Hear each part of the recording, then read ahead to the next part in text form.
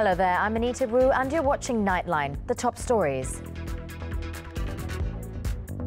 Prime Minister says, I have not invited anyone to form new government. A new coronavirus case involving Malaysian reported.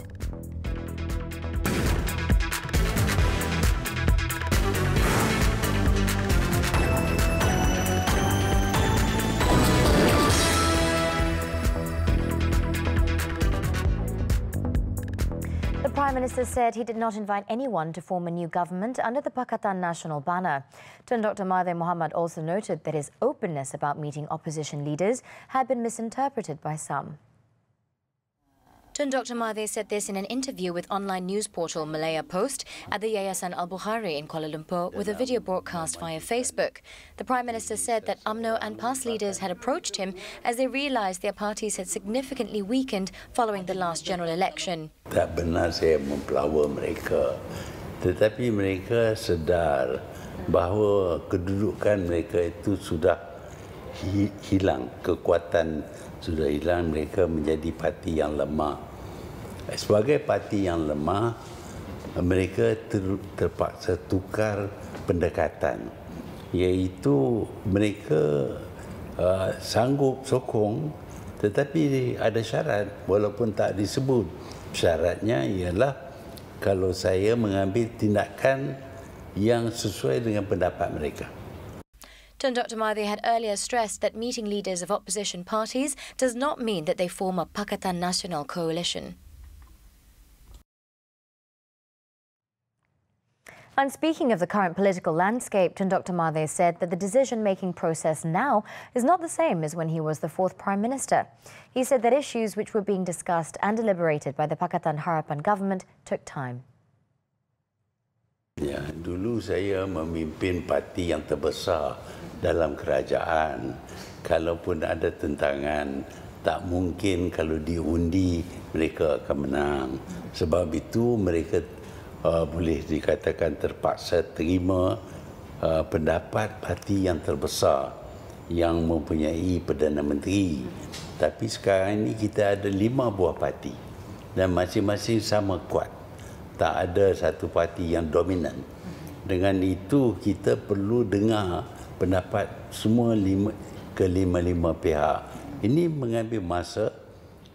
Saya sebagai Perdana Menteri menjadi pengurusi dalam kabinet dan saya dengar semua pendapat.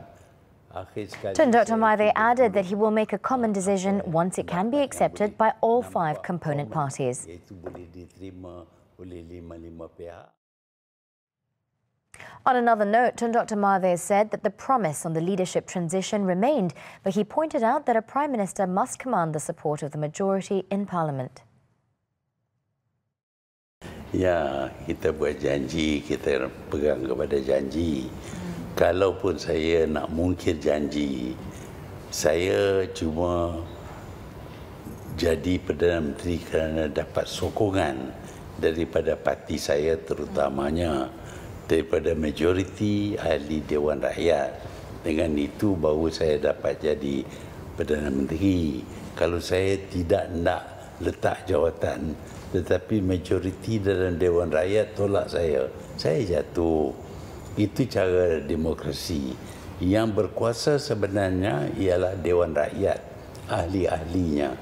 Mereka boleh menentukan saya terus jadi Perdana Menteri ataupun tidak. He said this when asked to comment on the leadership transition after some factions had openly expressed their views that he should serve the full term. Tun Dr. Mahathir also noted that Dewan Rakyat could even reject anyone nominated by a party with the highest number of seats. Deputy Prime Minister Datuk Seri Dr. Wan Azizah Wan Ismail meanwhile said that Tun Dr. Mahathir should keep his promise in handing over the nation's leadership to PKR President Datuk Seri Anwar Ibrahim. Yeah, memang a promise is a promise, yeah. That was in the constitution, yeah. The Prime Minister usually gets a majority of support.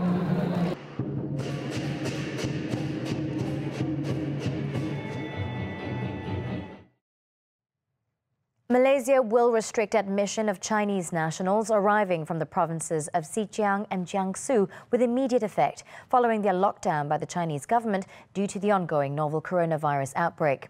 Deputy Prime Minister Datuk Sri Dr. Wan Azizah Wan Ismail said this was an extension of the government's decision on January 27th, which saw travel restrictions imposed on travellers from the province of Hubei, where the outbreak's epicentre in the city of Wuhan is situated.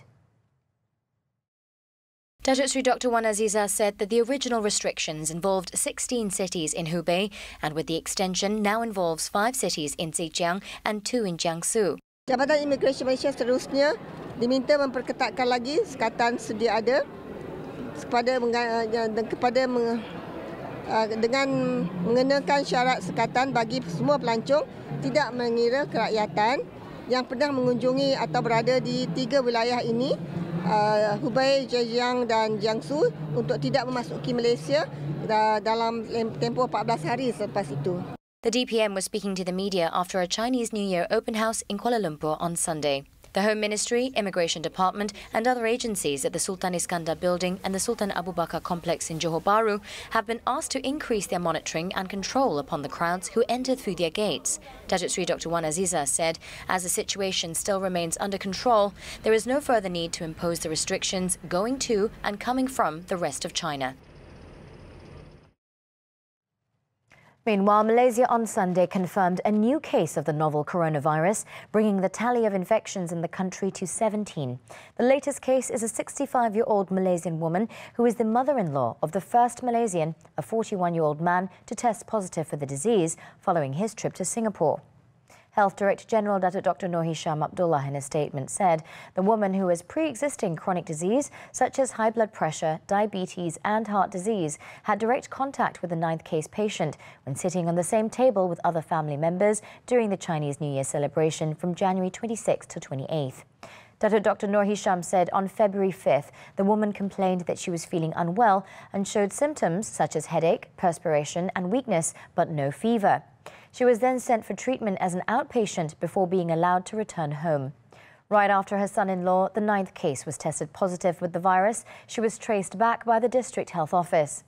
Investigation results showed that she had no travel history to China and her blood sample as well as her family members were taken. She was tested positive while other family members tested negative. The senior citizen is now being treated at the isolation ward of the Sungai Buloh Hospital and is in stable condition.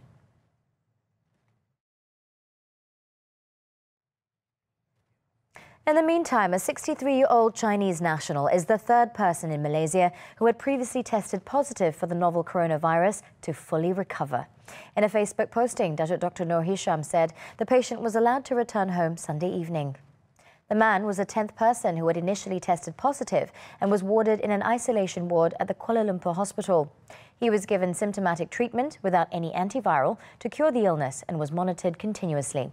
2 repeat tests conducted on him on February 7th and 8th came back negative.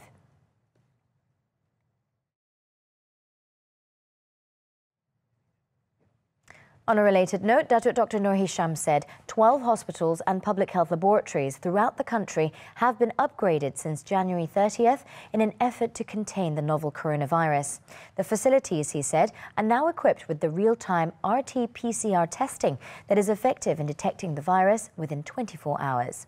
The facilities with the National Public Health Laboratory MKAK's facilities in Sungai Buloh, Ipoh, Kota Kinabalu, Kota Bahru and Johor Bahru. Dr. Noor Hisham said this capacity has also been extended to the private laboratory network through training provided by the National Public Health Laboratory in Sungai Buloh on February 6th. Previously, only the virology unit of the Infectious Diseases Research Centre at the Institute of Medical Research, IMR, had the facilities to conduct the test locally.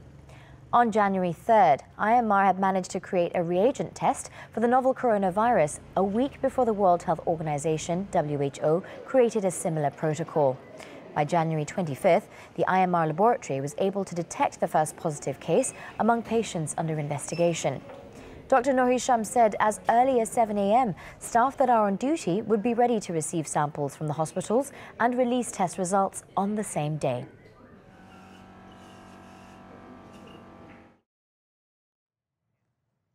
In the meantime, the Finance Ministry will look at the duration and impact of the novel coronavirus outbreak in Malaysia before deciding on the suitable quantum for the proposed economic stimulus package.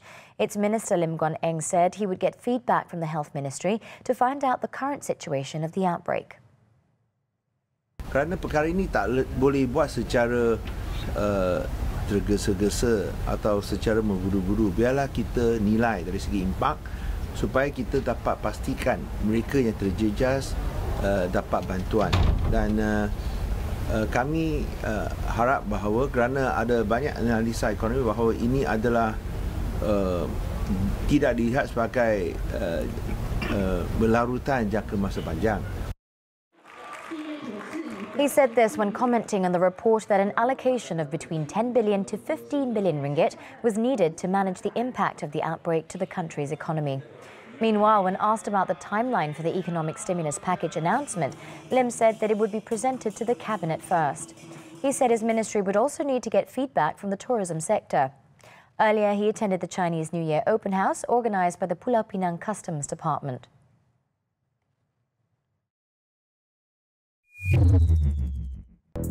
Coming up on Nightline, 2 women face 49 embezzlement charges. This and more home news when we return. Don't go away.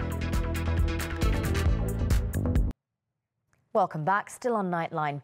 The Education Ministry has begun an internal investigation to check whether all standard operating procedures were followed during an archery practice at SMK Gurun Kedah on February 6th, which injured a student. In a statement, the ministry said it will not compromise should there be non-compliance by any party, especially during activities where sports equipment could cause injuries. As such, stern action will be taken based on the findings of the investigation to prevent recurrence of such incidents. According to the statement, the victim was treated at a hospital and prompt action was taken at the school, district and state education office levels to assist the victim and his family in terms of welfare, counselling and insurance claims. The ministry would give full cooperation to police in the case and abide by all existing legal procedures, it added. On Saturday, a Form 4 student had a close shave when he was hit by an arrow during a practice session. The arrow fired by a fellow student was said to have pierced through the boy's left eye socket and out of his ear.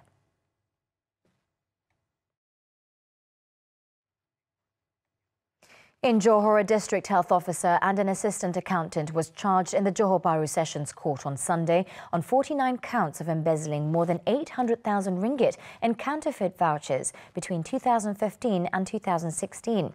59-year-old Dr. Zahara Muhammad Saleh, who is also the district health officer at the Ledang District Health Office, and assistant accountant Nur Shazirina Miskam, pleaded not guilty after the charge was read separately before Judge Kamaruddin Kamsun. Dr. Zahara was charged with submitting an 807,816 ringgit and 27 cent counterfeit payment voucher to the Health Ministry for the supply of goods involving 5 companies.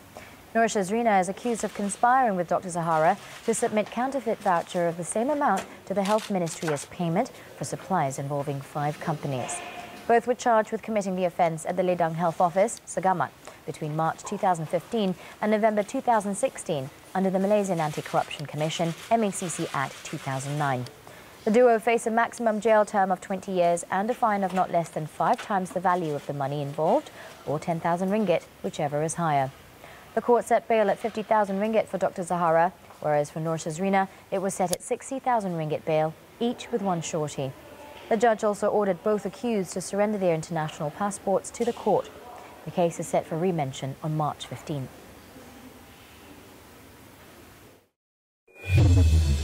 In Johor, a woman and her son were arrested for possessing 21.8 kilograms of shabu worth 1.09 million ringgit during a raid at a house in Muar on Wednesday. Police said the 46-year-old woman and a 26-year-old son were arrested based on a public tip-off at about 3:40 p.m. The duo, who are believed to have been actively distributing drugs for almost 5 years. Both suspects have been remanded until February 12 to facilitate probe. In Kelantan, the National Kanaf and Tobacco Board has seized a large consignment of tobacco leaves worth more than 100,000 ringgit, smuggled into the state in 2 vans during an operation near Kota Bharu recently. Authorities, however, said no one was arrested in the 1:30 a.m. raid carried out last Tuesday. Based on tip-offs, the board's officers stopped 2 vans laden with smuggled tobacco leaves when they passed through the area. The officers then found more than 2,000 kilograms of tobacco leaves inside 151 plastic bags. The 2 drivers, however, fled on foot.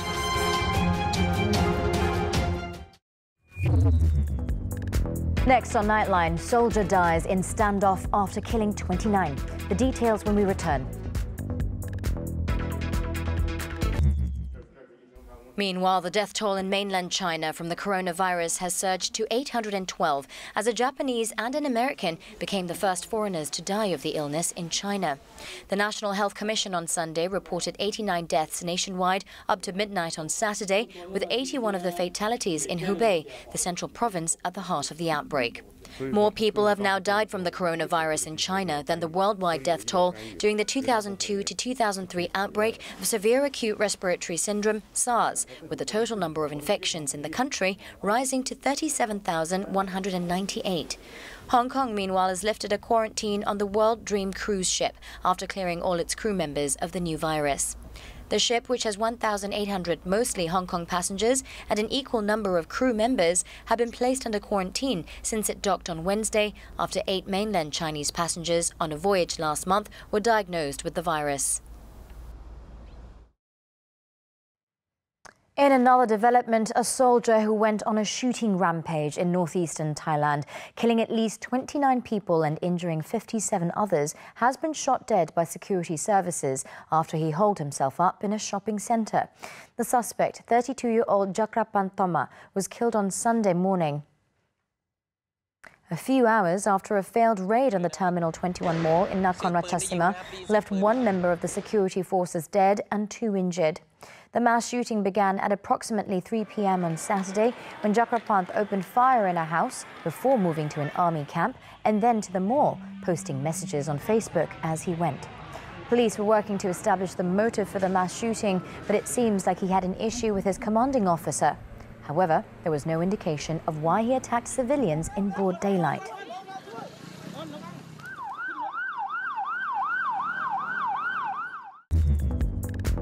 Coming up next, Valscheid takes 3rd stage of the LTDL 2020. Do stay with us. We're back with sports news now. Cycling, the 2020 Le Tour de Langkawi. German rider Maximilian Valscheid of NTT Pro Cycling Team recorded his first stage win of this year's edition as he conquered the 3rd stage from Dataran Temerloh Pahang to Petronas Twin Towers in Kuala Lumpur on Sunday.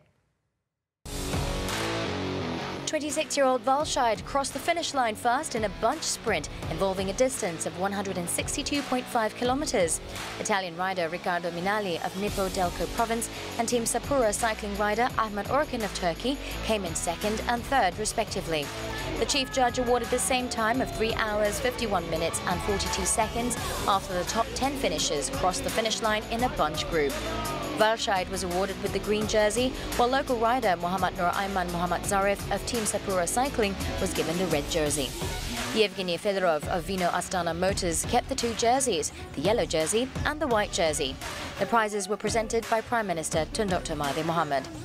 The 4th stage of the LTDL, to be held on Monday, involves a distance of 124.7 kilometres from Putrajaya to Genting Highlands, Pahang. And before we wrap up this edition of Nightline, let's have a quick look at what's waiting for you on the front pages of Malaysia's main newspapers this Monday, February 10th. The New Straits Times highlights the use of HIV drugs to cure novel coronavirus. Whereas Malaysia's best-selling Malay daily, Harian Metro, exposes a get-rich-quick scheme that promised a return of millions of ringgit with just 20 ringgit investment. Berita Harian focuses on Malaysia's move to restrict admission from another 2 provinces due to the spread of novel coronavirus.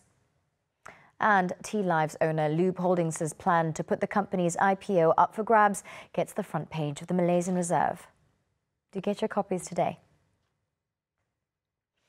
Looks like we've reached the end of Nightline. Now, as we wrap up, let's have a look as dancers and artists on floating structures delight revellers attending the Venice Carnival. With that, I'm Anita Wu. Thank you for watching and your patience, and good night.